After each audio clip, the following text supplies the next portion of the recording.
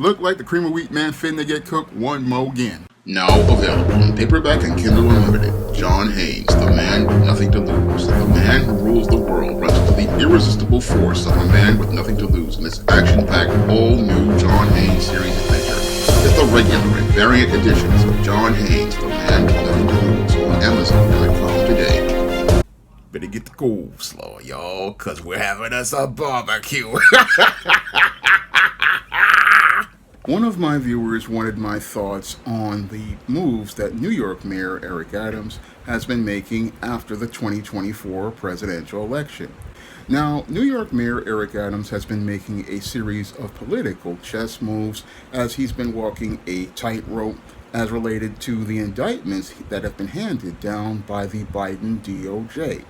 And as Eric Adams has been trying to remain in office to finish his term as mayor before the 2025 primary, he's been looking to make a series of political moves in an effort to try to not only keep his job, but also keep his freedom. Now, all of New York Mayor Eric Adams' problems basically wound up starting back in 2022 when he decided to go out here and participate in a game of political chicken with Texas Governor Greg Abbott as related to his plans to go out here and bus migrants to sanctuary cities. Now, Eric Adams, in an effort to try to virtue signal in an effort to create a covert contract with the Biden administration, went out and looked to embrace these migrants and looked to provide many of these people who entered the country illegally with all of the services and amenities of the city of New York in an effort to provide them sanctuary, not because he wanted to basically give these people opportunities, but because he wanted to go out here and continue to get brownie points with the Biden administration in this covert contract, hoping that this would lead to him getting a job with the Biden administration in the 2024 election. And as Eric Adams looked to participate in looking to try to prove the theory of a sanctuary city to be viable, what he did was basically look to embrace all of these migrants who entered the country illegally and was seen on camera shaking hands with migrants and handing them bags of food and other items. Unfortunately, what happened with Eric Adams as we look to try to maintain the sanctuary city policies established by other Blue Party people like Bill de Blasio and Andrew Cuomo is that he eventually wound up getting overwhelmed. And as he wound up getting overwhelmed by the sheer number of these migrants, he quickly soon found out that the city's administration and its budget could not handle taking care of these migrants and providing them with all of these amenities and be able to maintain a quality of life in the city as related to city services. And what happened was, as we went from, again, having 33,000 migrants, the city's whole economic system, Department of Homeless Services, wound up completely overwhelmed, and eventually Eric Adams soon found out that he couldn't really get funding from the Biden administration to be able to take care of these migrants, because when it came to these migrants, the money to allocate it to them came through the federal government, and all allocations of money has to go through Congress. And at the time, the Red Party was basically running the Congress, so the chances of getting any money through were slim to none. Unfortunately, as this happened, Eric Adams was dealing with a fiscal crisis as related to the city and said that the migrant crisis would destroy the city, and that migrant crisis was basically one of his own creation because he wanted to go out here and virtue signal in the hopes of pandering to the Biden administration, hoping that in the year 2024, when the presidential election came along, he would do such a good job that he would be offered a position in the Biden administration's second cabinet, Unfortunately, the entire budget crisis basically got Eric Adams to the point where he became extremely desperate. And as he became extremely desperate, this is where he became emotional. And as he became emotional, this is where he started to go from looking to support the Biden administration in looking to care for many of the migrants bused to New York City, to turning against the Biden administration and speaking against the policies as related to the Biden administration taking care of all of these migrants, and its just inability to get that funding to local municipalities like New York that were completely overwhelmed.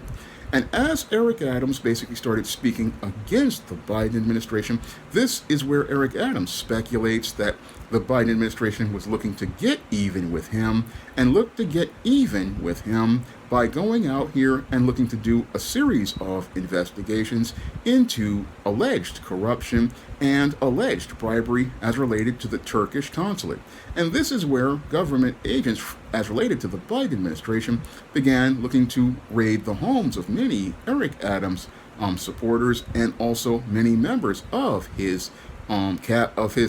his office as related to his cabinet. Many of those offices wound up getting raided, and even Eric Adams was confronted by agents of the DOJ who basically confiscated his devices, and eventually a grand jury was convened, and this grand jury wound up indicting Eric Adams on bribery and corruption charges. And now what's happening here is that in the aftermath of the 2024 presidential election, we have Eric Adams, who basically now is at a low as related to his approval rating as the mayor of New York, and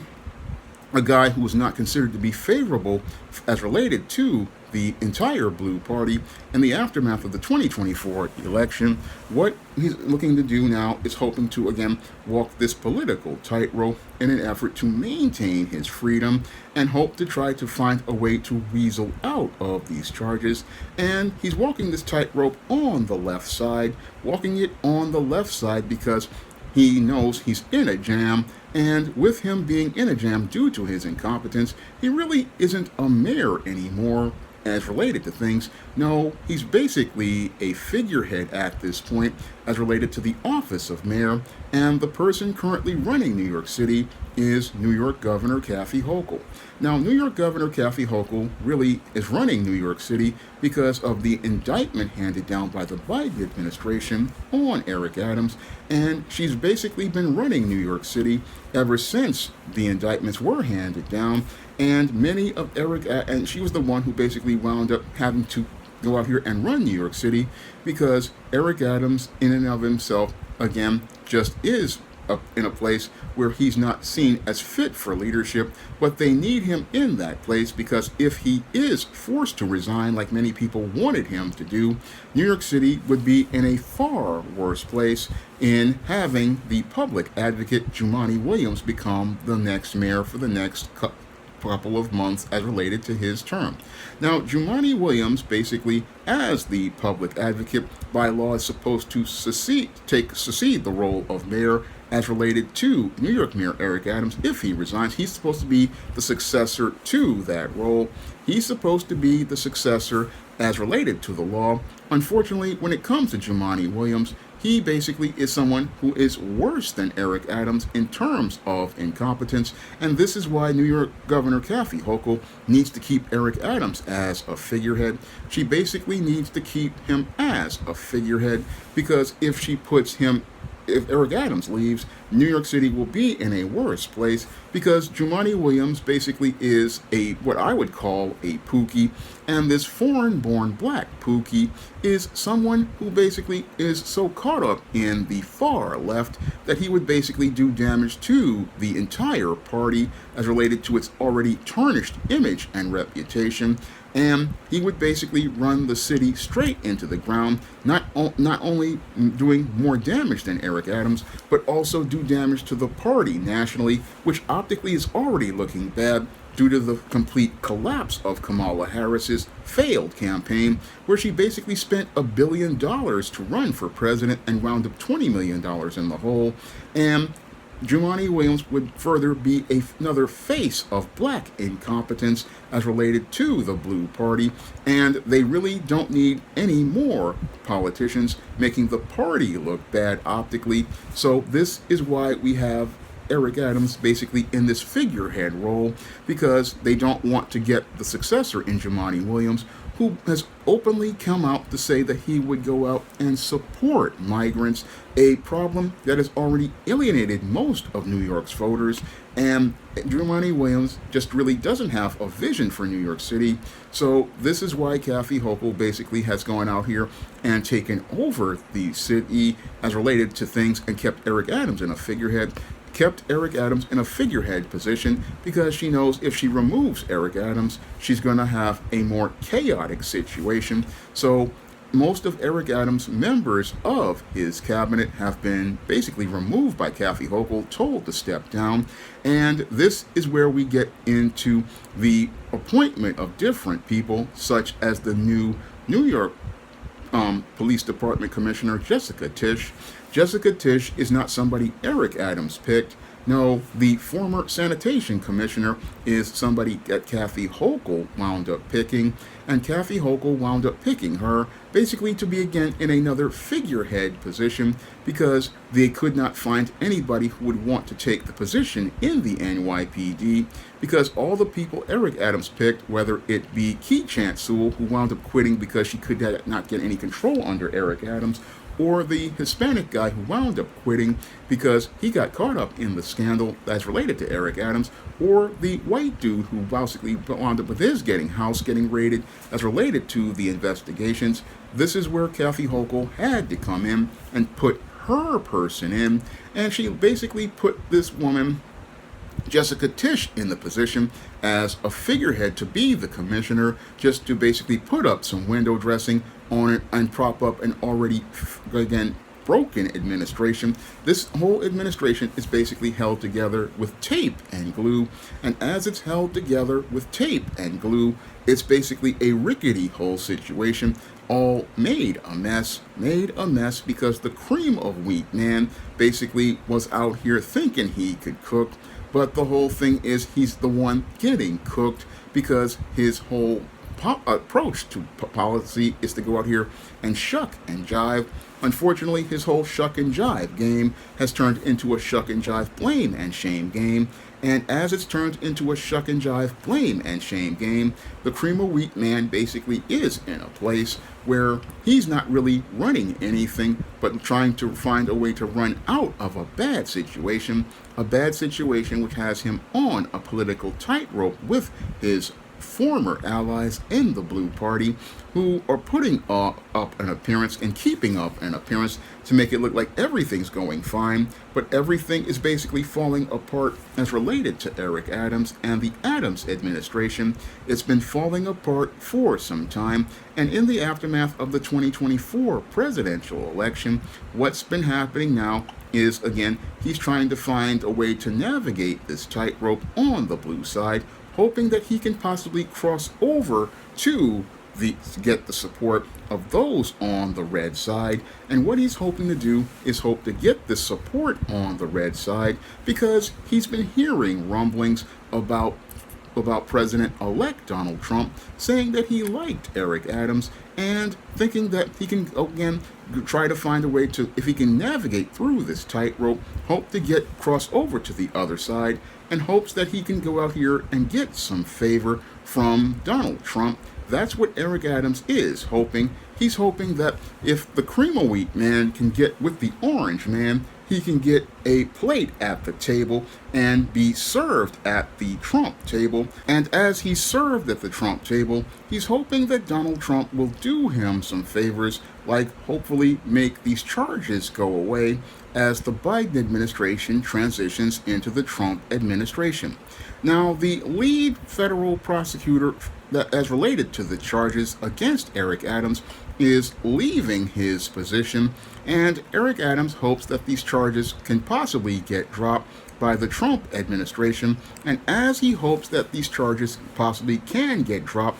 by the Trump administration, he's hoping that he can possibly use this to not only get these charges dropped as related to the trial that's supposed to take place in April of 2025, but he's also hoping that maybe Donald Trump might have a job for him in his administration. And what's going on here is just you have another black bootleg hoping to go out here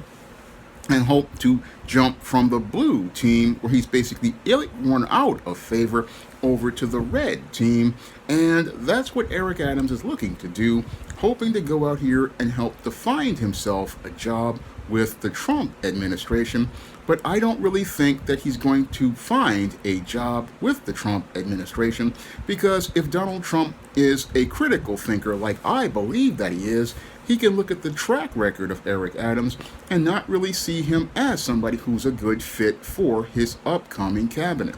Now, the big problem with Eric Adams is that he's not really looking at the subtle politics transpiring around him, and he doesn't see that everything that Donald Trump is doing is him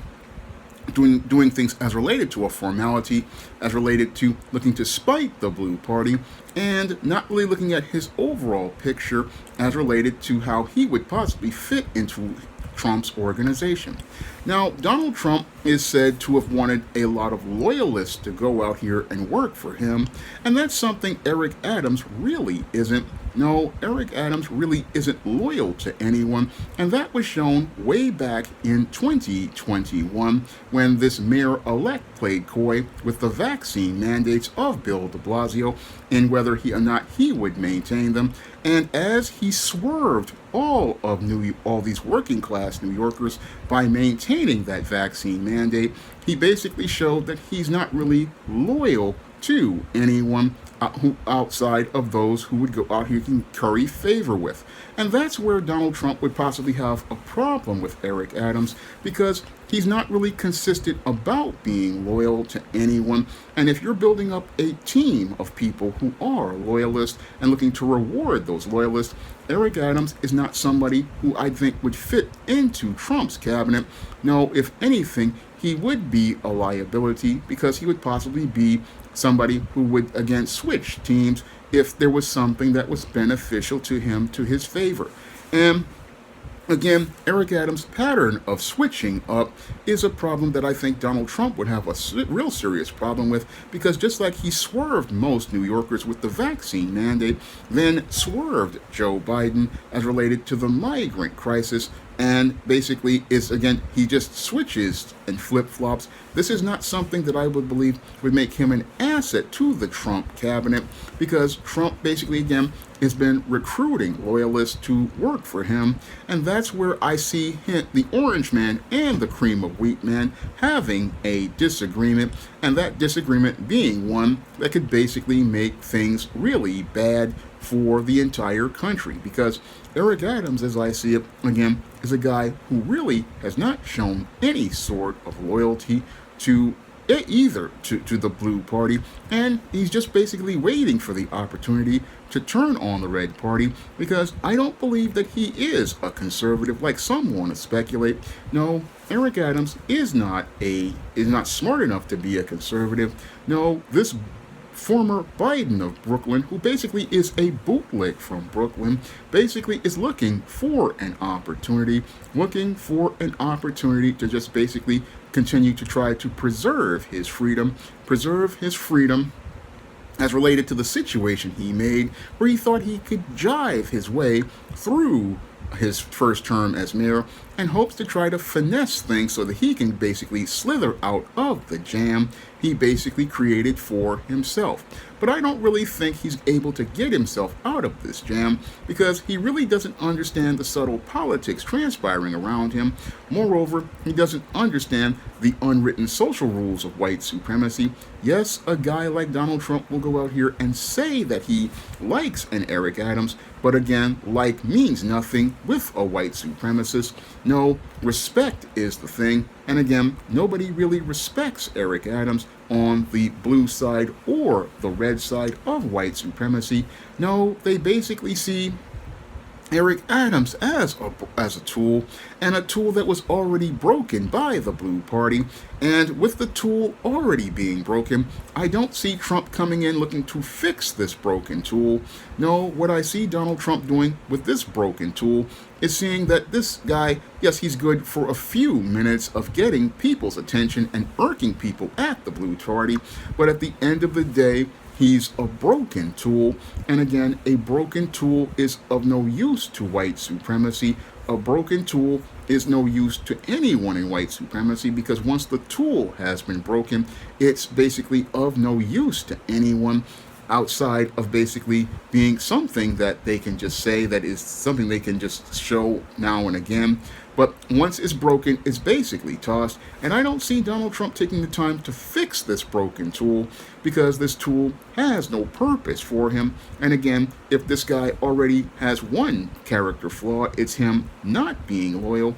And if he's not loyal, then there's no reason to keep this guy around, because this is where this guy can become a liability. Because if he will flip on Joe Biden, then it's an inevitability that he will flip on Donald Trump. And that's where most people see the cream of wheat man as a liability, because his position, again, flip-flopping is the thing that made people lose respect for him back in 2021, when he again looked to side with Bill de Blasio and looked to get curry favor with him as related to that vaccine mandate. And once he did that, he basically showed the entire world how weak he was. He showed the entire world that he's a guy who can't be trusted, because what those people wanted him to do was, again, end this mandate so that commerce could go on. But he hoped to curry favor, not knowing how he alienated members of his own party, and also didn't know that he was again alienating further people as related to political office. So he's hoping that this will get him a job, but I don't see him showing anything but the door after the inauguration. I don't see Eric Adams being shown anything but the door, because again, what can you do with a broken tool? Critical question I have to ask. What can you do with a broken tool outside of, again, tossing it and discarding it? Because it's of no use to anyone once a tool is broken. And Eric Adams, as it stands right now, is between a rock and a hard place as related to the political tightrope he's walking. He's hoping that he can possibly try to make a few steps over to the red side, but I basically see him falling off this whole tightrope he's on. I see him falling off the tightrope because, again, red or blue, they don't have no use for you. And again, Eric Adams is in a place where he's either going to winding up getting put through this trial, possibly as related to these charges, or he's going to wind up getting fired in the next election, in the primaries at this point, because he's in a place where nobody really wants him in office, because he's just screwed up so badly. And because he's screwed up so badly, people just want him to go away. Donald Trump may play with him, again, to irk the Blue Party, but I don't really, again, see them using him in any way, shape, or form. I just see Eric Adams as a guy who basically is like the cream of wheat man, again, a symbol of failure, and again, a symbol of failure. And basically, this cream of wheat man is on the way to not only trying to find a way to get out of the pot, but the whole thing is he's headed to a red pot where it doesn't matter where he goes. White supremacy basically is going to cook him, and cook him to make an example to everyone of what happens to black bootlicks, because like Professor Black Truth has always said, bootlick is a job without a retirement plan, and Eric Adams is this close to winding up one of these bootlicks who's going to be out of a job sooner rather than later. Now, this was a video requested by one of my viewers, and if you want to request a video, you can send a donation for a minimum of $15 to the PayPal or the Cash App by clicking the links in the description box. And if I know something about that subject, I'll make that video for you. And if you really want to help the channel out for the holiday season, please pick up some of my books on the SJS Direct imprint. I'm having a really slow month for the last couple of months, and I really do need some book sales, so I'm asking everybody to pick up some of the books on the SJS Direct imprint for the holiday season and really help me have a happy holiday by being able to continue staying on the air and continue creating great content like this. That's all I have to say for this video. You can comment, rate, and subscribe. Now available in paperback and e-readers, Isis, Dark Incubus. The goddess next door gets enthralled in a romantic entanglement with an evil incubus in this all-new Isis series adventure. Get your copy of Isis, Dark Incubus in paperback and e-readers today. Support Black-owned and Black-operated digital broadcast media. www.niceradionetwork.com. Nice Radio Network, broadcasting 24 hours a day, 7 days a week.